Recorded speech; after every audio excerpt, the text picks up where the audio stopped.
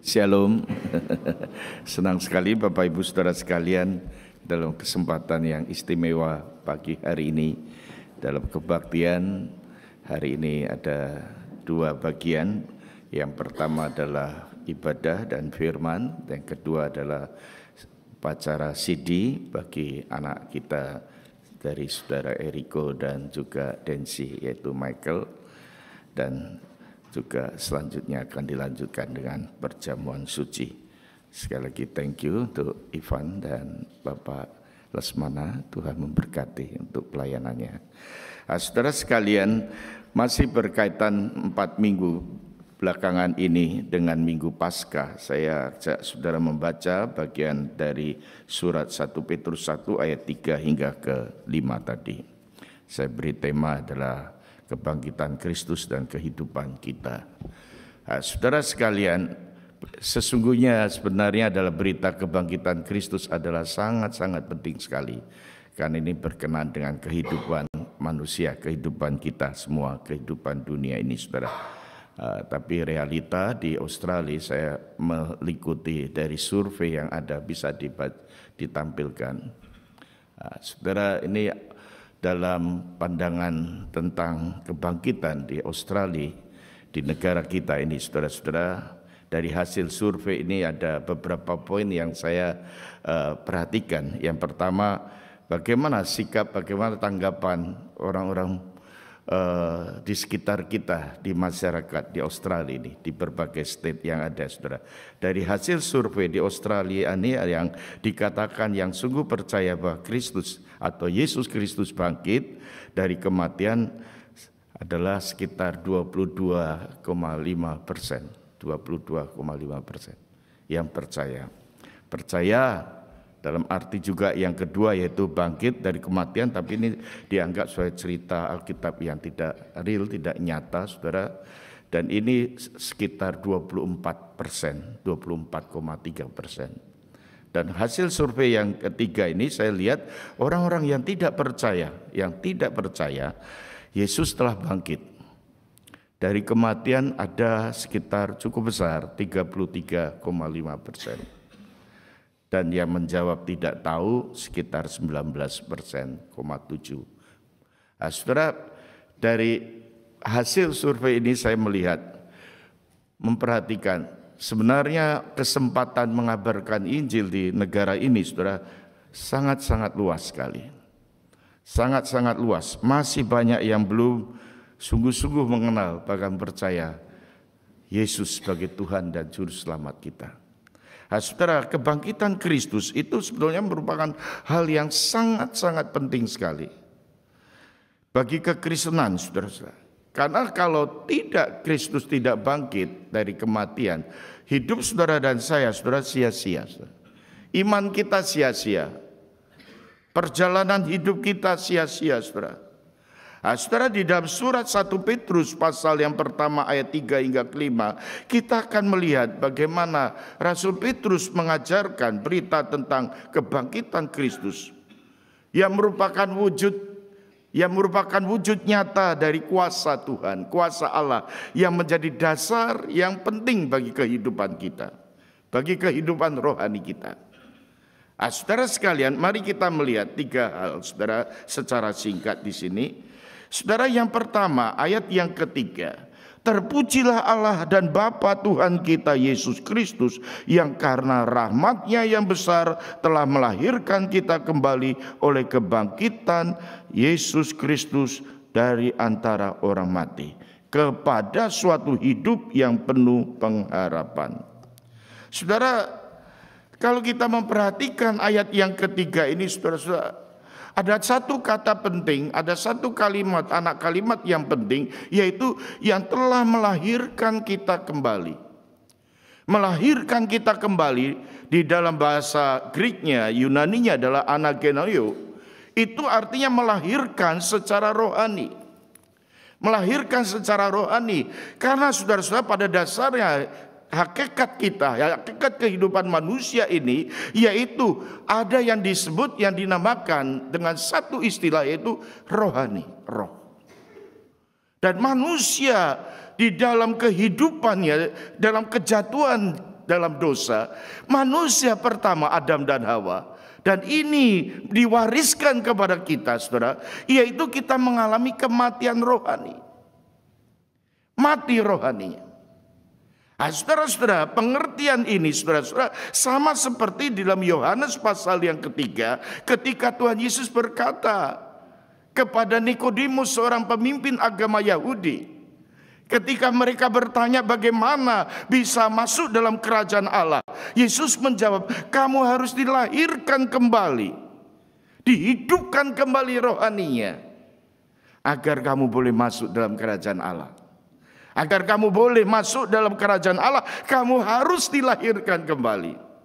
1 Petrus pasal 1 ayat yang ketiga ini dikatakan, yang ditekankan, karena rahmatnya yang besar, karena kasih karunia yang besar, karena kasih karunia Allah Bapa yang telah melahirkan kita kembali dari, dikatakan, oleh kebangkitan Yesus Kristus dari antara orang mati. Saudara, ini merupakan sentuhan kasih Allah yang besar. Ini merupakan sentuhan kasih karunia Tuhan yang dikatakan oleh Petrus, karena rahmatnya yang besar, kasih karunia yang besar, menghidupkan kita kembali yang mati secara rohani ini. Oleh apa, saudara? Oleh kebangkitan Kristus dari antara orang mati. Bapak Ibu saudara sekalian, kebangkitan Kristus itulah yang melahirkan barukan kita. Bagaimana ini bisa terjadi? Bagaimana hal ini bisa terjadi? Karena pada waktu kita diselamatkan oleh Kristus, oleh Tuhan, kita bersatu dengan Kristus. Ada union with Christ. Dikatakan pada waktu Kristus mati, kita mati bersama Dia, mati terhadap dosa. Dan ketika Kristus bangkit, kita pun dibangkitkan dan diberikan kehidupan yang baru. Kelahiran kembali oleh kebangkitan Yesus Kristus merupakan sesuatu hal yang sangat-sangat penting yang berhubungan dengan keselamatan. Yang berhubungan dengan keselamatan, karena tidak ada orang yang bisa diselamatkan tanpa kelahiran kembali. Ada orang berkata, jika kita lahir sekali, kita akan mati 2 kali. Orang yang lahir sekali mati 2 kali, mati sekali, dan kedua kalinya adalah kematian yang kekal dalam hukuman. Oleh sebab itu, saudara, kita diajak untuk mengalami kelahiran kembali. Orang yang mengalami kelahiran 2 kali, dia akan hidup selama-lamanya. Mati hanya sekali saja. Saudara sekalian, anak saya yang kedua itu hari ini tepat berulang tahun. 28 April saya ingat, waktu saya tengah malam bawa anak saya yang kedua itu ke rumah sakit. Masih kami tinggal di Pluit. 28 April itu kalau nggak salah Ibu Tin Soeharto berpulang. Dan seharusnya malam itu atau pagi subuh itu saya mau berangkat ke Jepang. Ada tugas pelayanan di sana. Anak ini lahir prematur. Rupanya maminya gelisah ketika saya mau berangkat. Dato melahirkan anak malam itu. Wah, saya gugup sekali, saudara. Gugup karena anak ini belum waktunya. Ketika anak ini lahir, dokter katakan harus tinggal di rumah sakit dulu. Tiap hari saya sentuh, maminya peluk. Gak nyangka sekarang sudah 28 tahun. Badannya besar, tinggi, ganteng seperti papinya, saudara. Pagi-pagi tadi maminya sibuk siapkan kue, siapkan apa. Saya bilang, terima kasih loh. Setelah hari ulang tahun anak itu adalah hari mama, hari ibu. Yang hari itu dengan susah payah karena kasihnya. Dipeluk anak ini, diberikan kekuatan, dorongan. Anak ini menjadi besar. Betapa bahagianya. Kelahiran kembali itu adalah kelahiran karena sentuhan rohani. Karena sentuhan kasih Tuhan, karena sentuhan Allah yang disebutkan di sana, yaitu karena rahmatnya yang besar. Rasul Petrus mengatakan. Jadi saudara-saudara, kita patut bersyukur saudara-saudara atas anugerah Tuhan ini. Saudara, tanda orang yang sungguh-sungguh sudah dilahirkan kembali, saudara-saudara, itu adalah orang-orang yang sudah sungguh-sungguh juga percaya, menerima bahwa Yesus Kristus yang telah mati dan bangkit dan tidak akan mati lagi. Orang yang demikian saudara-saudara dikatakan dalam surat Paulus yang ada di Efesus, di pasal yang kedua ayat yang ke-10. Saudara perhatikan di sana. Karena kita buatan Allah, diciptakan dalam Kristus Yesus untuk melakukan pekerjaan baik yang dipersiapkan Allah sebelumnya. Ia mau supaya kita hidup di dalamnya.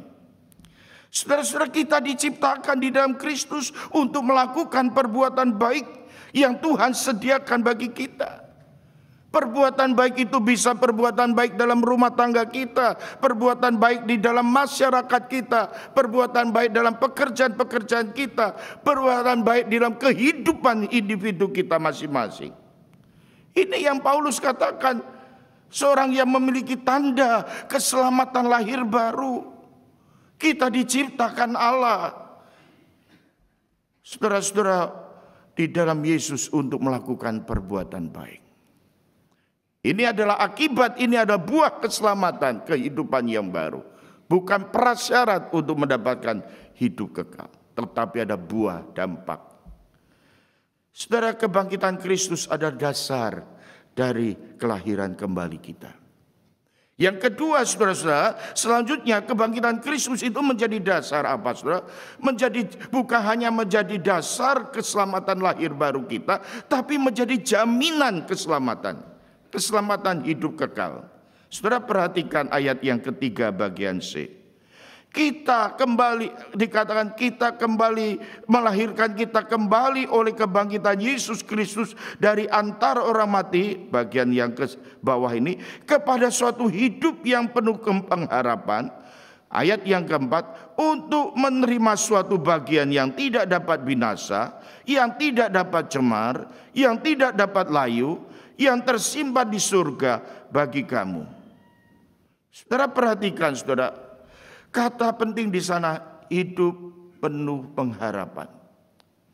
Saudara-saudara, kebangkitan Kristus tidak hanya melahirkan kembali kita, saudara-saudara, tetapi bukan hanya ia memberikan keselamatan, tetapi menjamin keselamatan itu, menjamin keselamatan hidup kekal itu.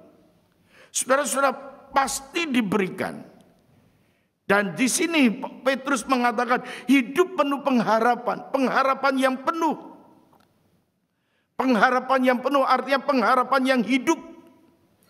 Untuk menerima suatu bagian yang tidak dapat binasa, yang tidak dapat cemar, yang tidak dapat layu. Saudara sekalian yang dikasihi Tuhan, Tuhan Yesus pernah menegaskan bagian ini. Di bagian Yohanes 10 ayat 28. Ia mengatakan demikian. Dan aku memberikan hidup yang kekal apabila dikatakan mereka, dan mereka pasti tidak akan binasa sampai selama-lamanya, dan seorang pun tidak akan merebut mereka dari tanganku. Saudara, ini adalah satu penegasan daripada Yohanes pasal yang ke-10 ayat 28. Yesus yang bangkit itu memegang hidup kita.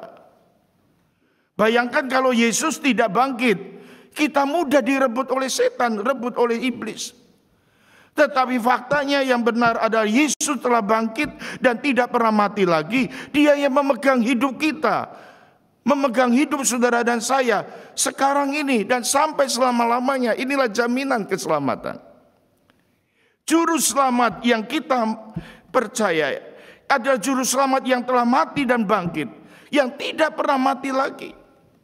Ini menjadi satu fondasi, menjadi satu dasar jaminan keselamatan yang sungguh-sungguh benar.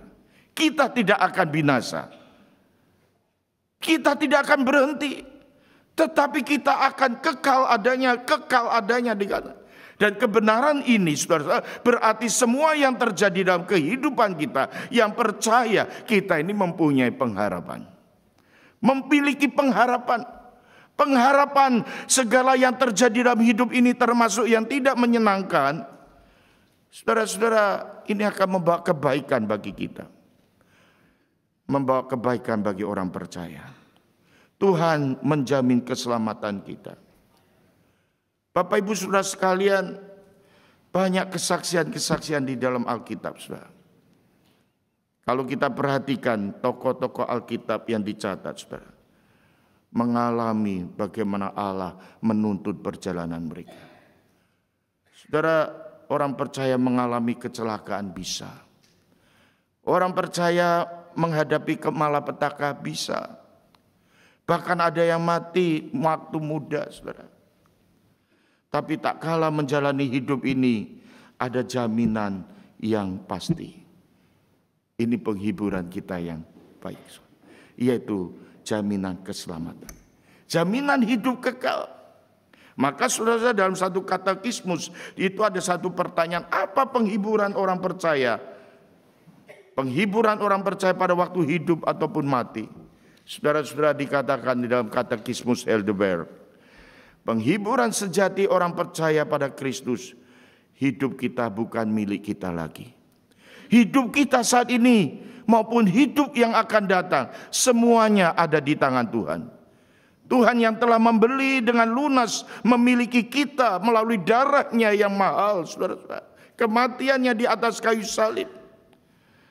Tuhan bekerja sedemikian rupa untuk kebaikan kita, bahkan menyediakan hidup yang kekal. Inilah keselamatan yang bersifat kekal. Yang ketiga, saudara-saudara, yang terakhir di sini ada menjadi dasar. Apa? Yaitu hidup di dunia dengan penuh kemenangan. Hidup di dunia dengan penuh kemenangan walaupun berbagai macam persoalan hidup kita hadapi. Ayat yang kelima dikatakan, yaitu kamu yang dipelihara dalam kekuatan Allah karena imanmu sementara kamu menantikan keselamatan yang telah tersedia untuk dinyatakan pada zaman akhir, saudara-saudara. Yaitu kamu yang dipelihara dalam kekuatan Allah.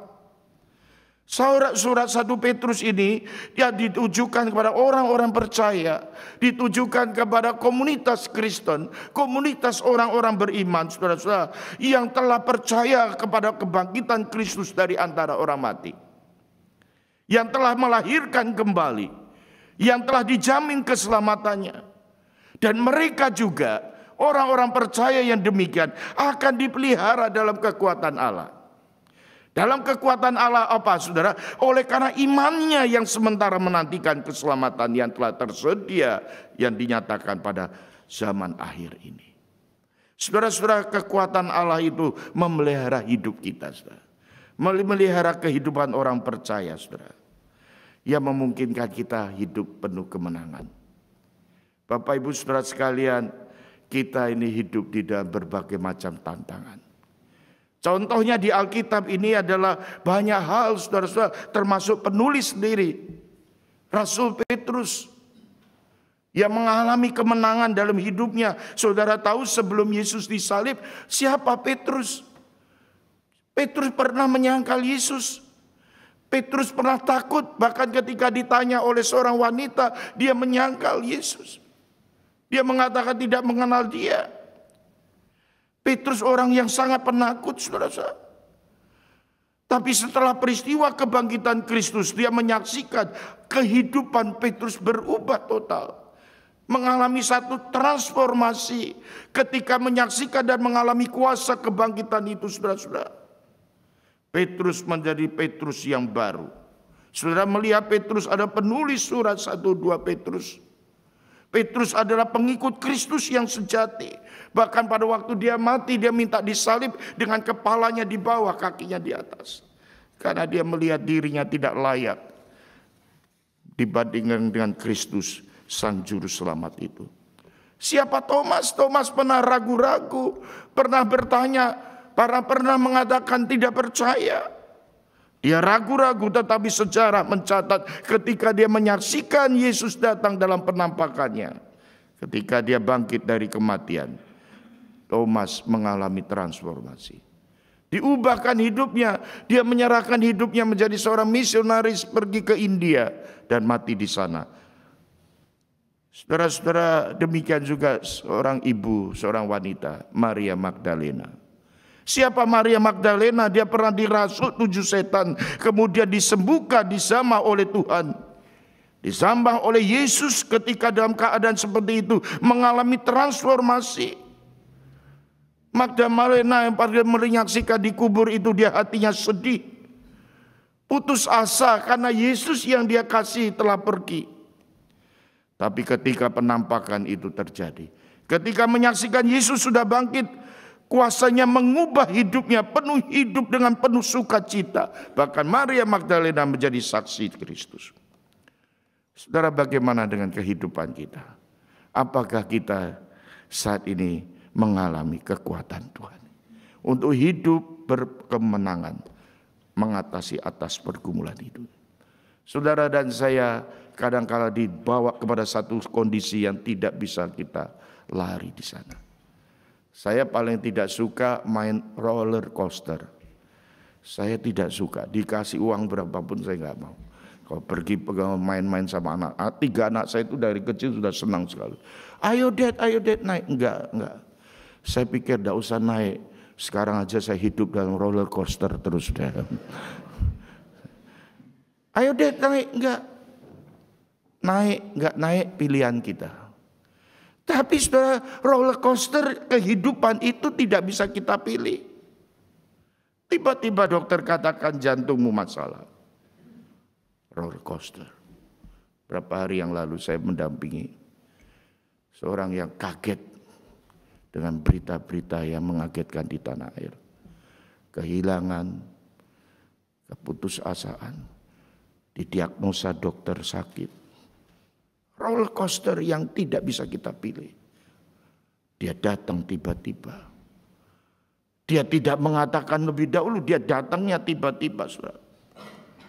Tiba-tiba ada kabar buruk di tempat kita. Ada kabar buruk di tempat pekerjaan kita, ada kabar buruk di sekolah, di kampus kita, ada kabar buruk, sakit, duka cita dan sebagainya.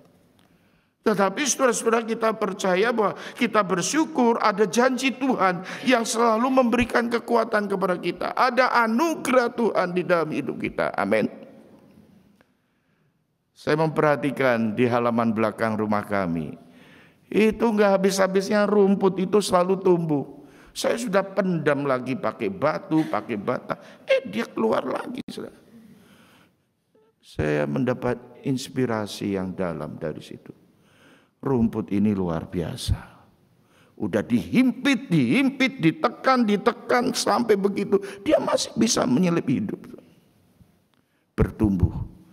Banyak tanaman-tanaman yang kita saksikan dia bisa bertumbuh di tengah-tengah kegersangan sekalipun.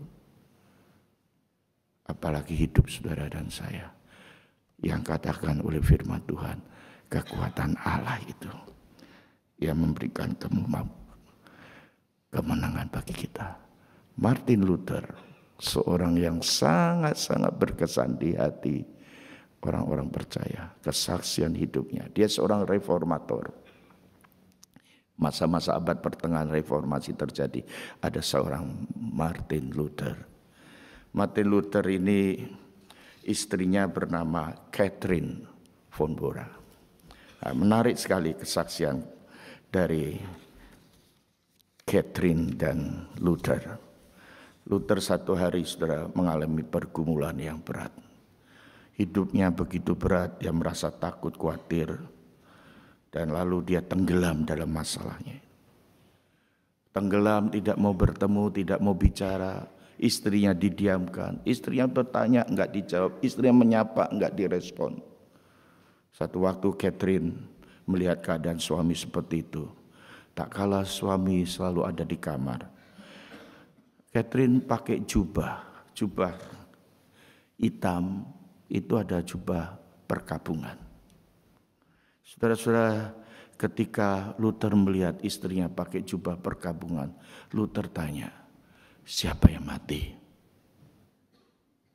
Siapa yang mati? Yesus yang mati.